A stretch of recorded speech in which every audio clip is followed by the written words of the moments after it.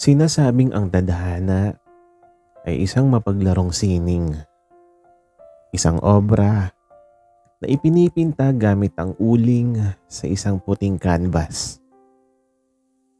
Minsan kailangan dumanas ng katawan ng matinding lamig sa bangketa upang malasap ang init ng isang hindi inaasahang yakap.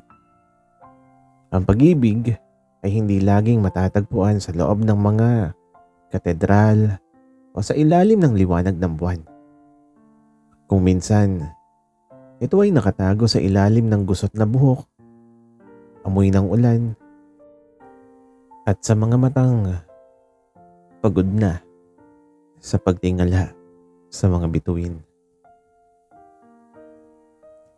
Hindi ko alam kung anong pumasok sa isip ng lalaking ito. Ako, si Sean. Kung titingnan mo ako sa kalsada, iisipin mong isa akong karakter na lumabas mula sa isang post-apocalyptic movie.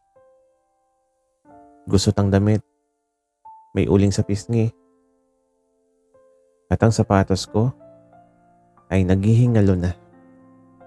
Pero sa kabila ng dumi, alam ko sa sarili ko, at ayun na rin sa mga matandang tindera sa Quiapo, na may potential ako. Sabihin na nating ako yung pinakagwapong mukhang basahan na makikita mo sa ilalim ng overpass.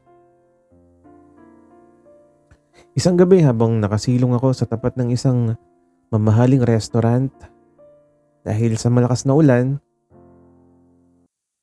isang itim na sasakyan ang huminto sa harap ko. Bumukas ang bintana at doon ko unang nakita si Miguel. Si Miguel ay amoy pera. Kahit malayo siya, alam mong ang sabon niya ay hindi nabibili sa kanto at ang mga mata niya ay matalim pero may halong kuryosidad. Bakit ka nandyan? Basang-basa ka na. Seryoso niyang tanong.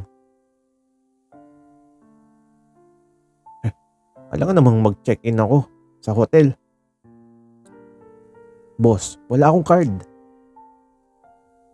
Pabalbal kong sagot habang nanginginig sa ginaw. Hindi siya nagsalita.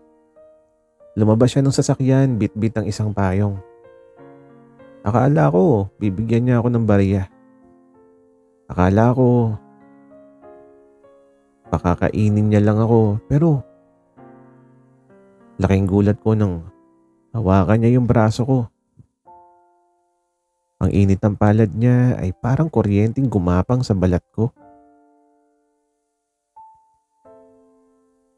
Sumama ka sa akin. Huwag kang mag-alala. Hindi ako masamang tao. Gusto lang kitang linisin. Sabi niya na may kakaibang diin sa huling salita. Dahil gutom at ginaw, sumama ako. Sino ba naman ako para tumanggi sa isang lalaking mukhang anghel na amoy mamahaling perfume? Pagdating sa mansyon niya, parang nanliit ako. Ang sahig ay gawa sa marmol na mas makintab pa sa kinabukasan ko. Agad niya akong dinala sa isang malawak na banyo. Hubarin mo yan, utos ni Miguel habang nakasandal sa pinto. Pinapanood yung bawat galaw ko. Dito? Ngayon na, boss? Mabilis lang ako pero hindi ako madaling makuha. Biro ko. Kahit ang totoo ay kinakabahan ako sa titig niya. Titig na parang hinuhubaran na ako ng kaluluwa bago pa ako maghubad ng aking damit. Tumawa siya ng mahina. Isang tunog na parang musika. Gusto mo bang ako yung gumawa? Wika niya. At doon ko napagtanto, hindi lang ito simpleng pagtulong. May apoy sa likod ng mga mata ni Miguel. Isang apoy na handang tumupok sa lahat ng dumi ko para ilabas yung tunay na kinang ng isang guwapong pulubi na matagal na niyang hinahanap. Pinaandar niya ang shower. Ang mainit na tubig ay dumampi sa aking balat. Tinatanggal ang libag ng kahapon. Pero habang binubulaan niya ang likod ko gamit ang kanyang sariling mga kamay, alam kong hindi lang katawan ko ang magbabago sa gabing ito.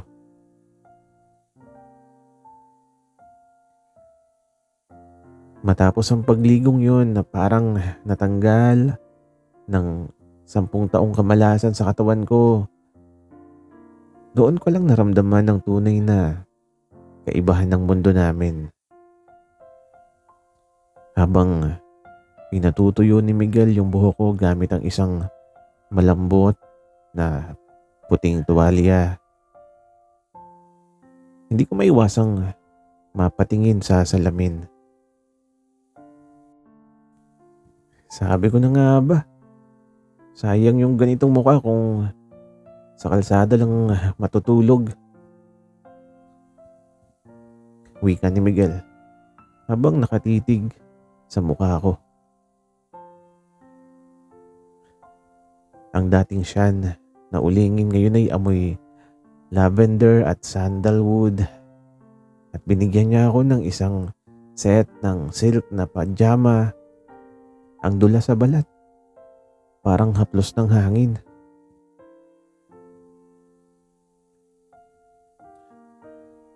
Makinig ka, Shan.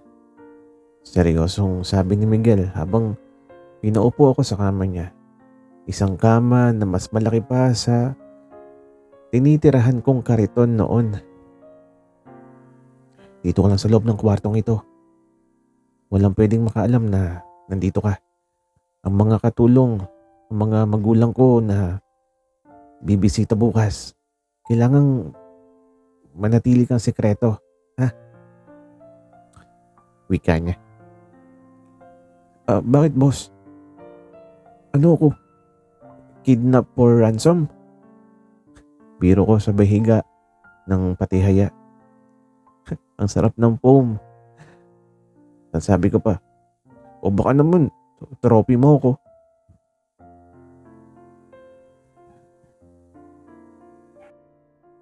Gumiti siya ng nakakaloko at lumapit siya sa akin ng dahan-dahang itinukod yung 2 kamay sa magkabilang gilid ng ulo ko. Naamoy ko yung hininga niyang amoy mint. Isipin mo na lang na isa kang mamahaling hiyas na ayaw kong ipahiram sa iba. Dito ka lang. Sa akin.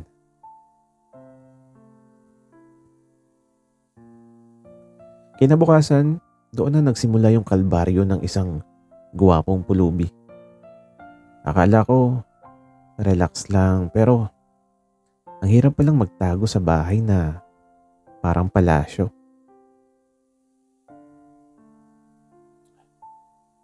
Miguel, anak, nasaan yung susi ng garden?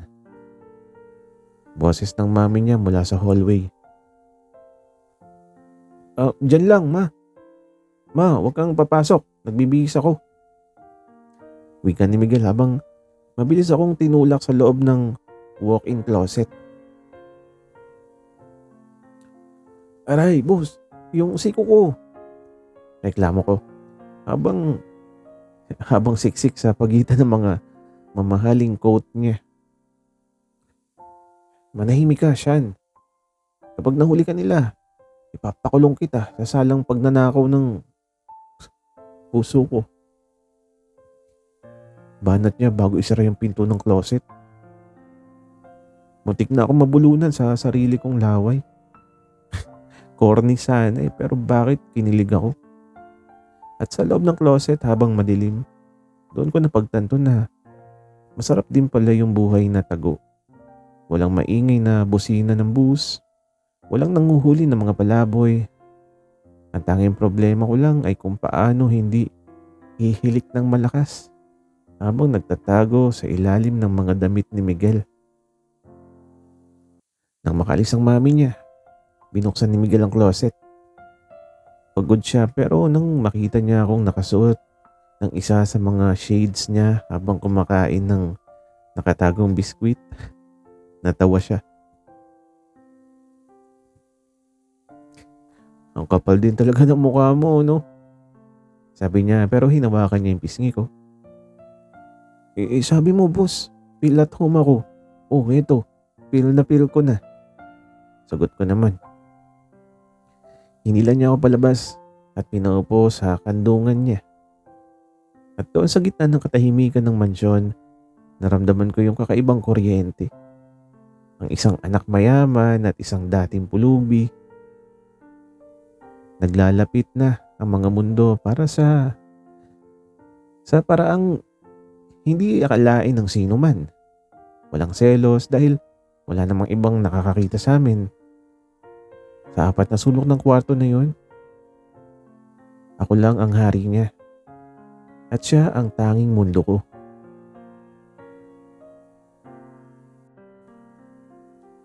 Mahirap pala yung buhay ng nakatago. Para kang agent sa pelikula pero ang misyon mo lang ay huwag mahuli at ng mayordoma. Habang tumatagal mas nagiging komportable ako sa mansyon. Ang balat ko na dati ay parang liha. Ngayon ay kasing dulas na ng porselana dahil sa mga lotion na pinapahid ni Miguel sa akin gabi-gabi. Sian, huwag kang lalabas ng kwarto. May party sa baba. Maraming bisita si Papa. Bili ni Miguel habang nag-aayos siya ng kanyang kurbata. Boss, gutom na ako. Yung tiyan ko nagrarap na ng Andrew sa sobrang ingay. Wika ko habang nakahiga sa kama. Suot ang kanyang silk robe na nakabukas yung dibdib. Tumingin siya sa akin. Yung tingin na parang gusto niya lang na cancelahin yung party at manatili sa tabi ko. Lumapit siya at hinalikan ako sa noo. At bumulong. Hintayin mo ako. Magdadala ako ng pinaka-the best na steak. Pagkalipas ng 1 oras, hindi ko na matiis. Ang amoy ng truffle pasta at roast beef ay umakyat hanggang sa kisame ng kwarto. Gamit ang diskarte ko sa kalsada, dahan-dahan akong lumabas. Naka-ninja moves ako, gumagapang sa dilim, umiiwas sa mga CCTV na alam ko namang hindi tinitingnan ni Miguel. Nakarating ako sa kusina, walang tao. Agad akong kumuha ng isang buong hita ng manok sa tray. Pero bago pa ako makatalikod, sumigaw si Aling Vicky, ang matandang mayordoma na may hawak ng sandok. Sino ka? Magnanakaw! Ay, kabayo. Munti ko nang mabitawan yung manok. Manang, chill, hindi ako magnanakaw. Ako yung bagong interior designer ni Sir Miguel. Opo, tinitingnan ko lang kung match yung kulay ng manok sa tiles ng kusina. At eto, nakatitig si Aling Vicky sa akin mula sa magulo kong buhok na sinadya kong style na parang model hanggang sa mamahaling robe na suot ko. At ang sabi niya, interior designer na nakarobe. At bakit ang gwapo mo para maging kusinero? At mabuti na lang dumating si Miguel. Pawis na pawis siya at halatang nataranta. Aling Vicky, siya yung special consultant, private project. Pwede ba sa atin lang to? Ayoko malaman ni Papa na may binabago ako sa bahay. Wika ni Miguel. Nang makaalis si Aling Biggie na tila nalilito pa rin, hinila ako ni Miguel pabalik sa kwarto. Pagkasara ng pinto, hindi niya ako pinagalitan, sa halip isinandal niya ako sa pader. Ang kulit mo talaga, Shan. Hingal niyang sabi. Malapit na malapit yung mukha niya sa akin. Paano kung nahuli ka ng daddy ko? Paano kung itaboy ka nila? Di babalik ako sa kalsada. Boss, sanay naman ako doon. Sagot ko nang may halong lungkot. Biglang lumambot yung ekspresyon niya. Hinawakan niya yung pangako at tinitigan ako sa mga mata. Hindi na kita hayaan bumalik doon. Mas gusto ko pang itago ka habang buhay kaysa makita kang natutulog ulit sa semento. At sa gabing yun, sa gitna ng ingay ng party sa ibaba, mas naging malalim yung pag-uusap ng aming mga balat. Walang selos sa mga babaeng kaparty niya sa baba. Dahil alam ko, sa bawat halik niya, ako lang yung tanging proyekto na ayaw niyang matapos.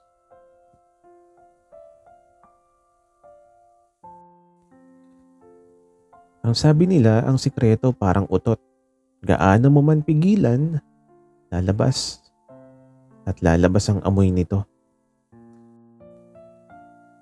Isang umaga habang masarap yung tulog ko sa ilalim ng duvet na parang yakap ng ulap, biglang bumukas ang pinto ng kwarto ni Miguel. Hindi ito si Miguel.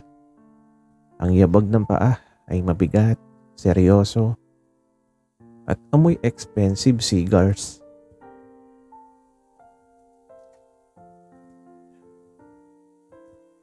Miguel, bakit nakalak ang room mo kahit ganitong oras? Napabalikwas ako ng bangon. Sa harap ko ay ang daddy ni Miguel, si Don Roberto. Nakatayo siya doon sa utang kanyang business suit habang ako ay nakahiga, gulong-gulo ang buhok. At ang suot kong v-neck shirt ni Miguel na halos lumawlaw na sa balikat ko.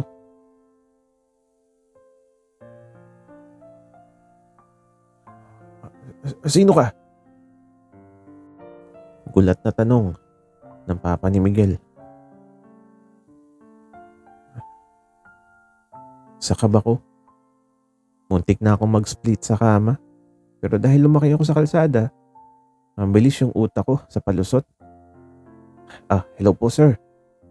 Ako po si Sean, ang stay-in yoga instructor at spiritual healer ni Sir Miguel. Eksaktong pumasok si Miguel na may dalang kape. Halos maibugan niya ito nang makita yung tatay niya.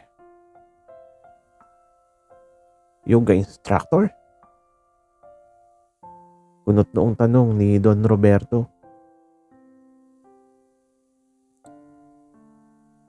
Kailan pa?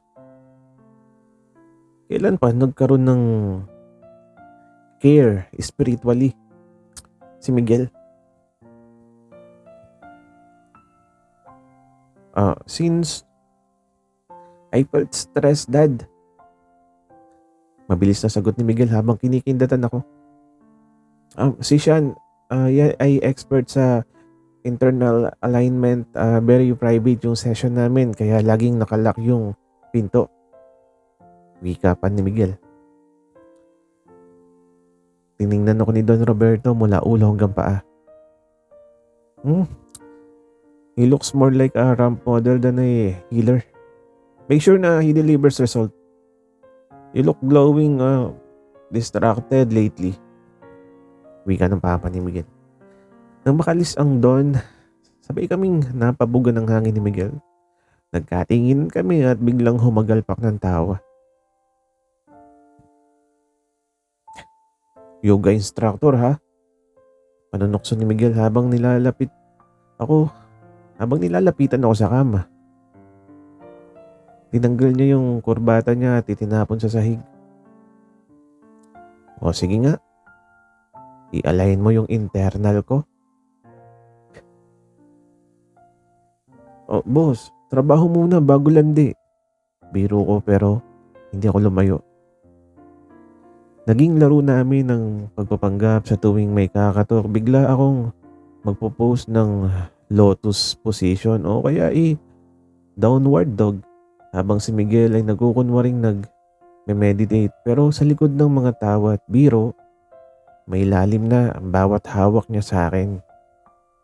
Nung hapon na yon, habang tinuturuan niya akong gumamit ng kubyertos para sa dinner namin sa kwarto, naramdaman ko ang seryosong side ni Miguel.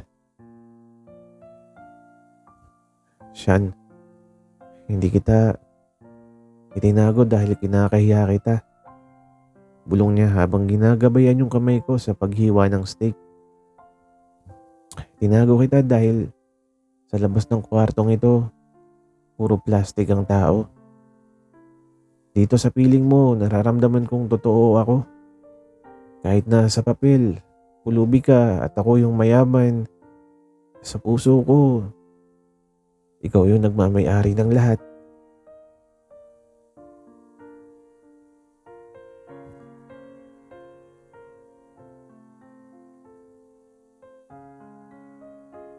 Ang katotohanan ay hindi nasusukat sa titulo o posisyon ng buhay. Minsan kailangan magsuot ng maskara sa harap ng mundo upang mapanatili yung kapayapaan sa loob ng sariling tahanan. Ngunit tandaan, ang pinakamagandang alignment sa buhay ay hindi ang posisyon ng katawan, kundi yung pagtatago ng dalawang kaluluwang tapat sa isa't isa sa gitna ng mapanghusgang lipunan. Akala ko ang tanging kalaban ko lang dito sa mansyon na yung daddy ni Miguel o yung mga katulong na tsismosa. Pero mali ako. May mas matindi pa pala ang nakaraan. Isang hapon habang masaya akong nanonood ng TV, nakasinlaki ng isang maliit na sinehan. Sa loob ng kwarto biglang bumukas ang pinto. Pumasok si Miguel pero may kasunod siyang babae, si Chloe. Maputi, matangkad at mukhang kayang bumili ng buong barangay namin noon sa isang kuskus lang ng credit card. Miguel, darling, bakit mo ba kailangang dito tayo mag-usap sa kwarto mo? Is it because you miss our private moments? Lanti ng boses ni Chloe. Mabilis ako nagtago sa likod ng mahabang kurtina. Muntik na ako mahulog sa bintana. Pero buti na lang, malakas yung kapit ko. Sanay yata ako sa pag-akyat sa mga pader noon pa para makaiwas sa barangay tanod.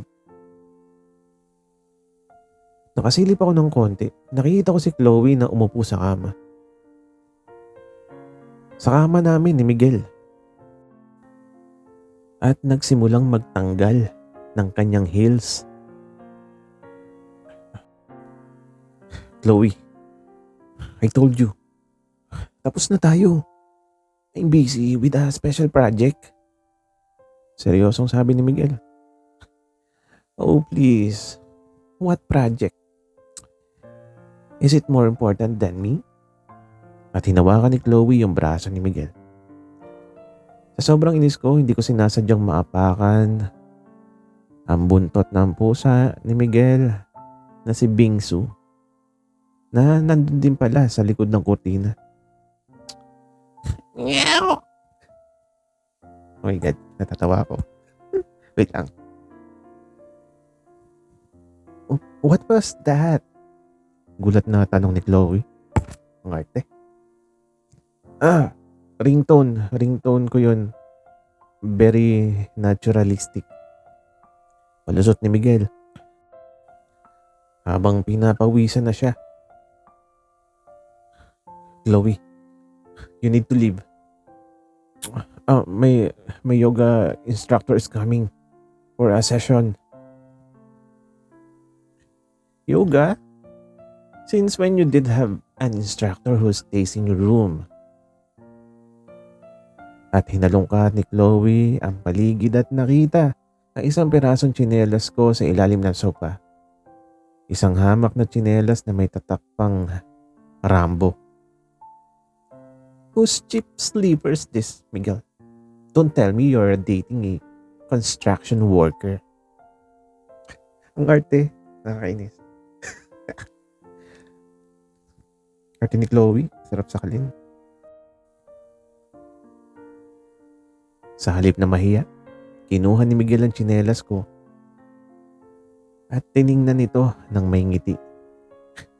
Actually, Chloe,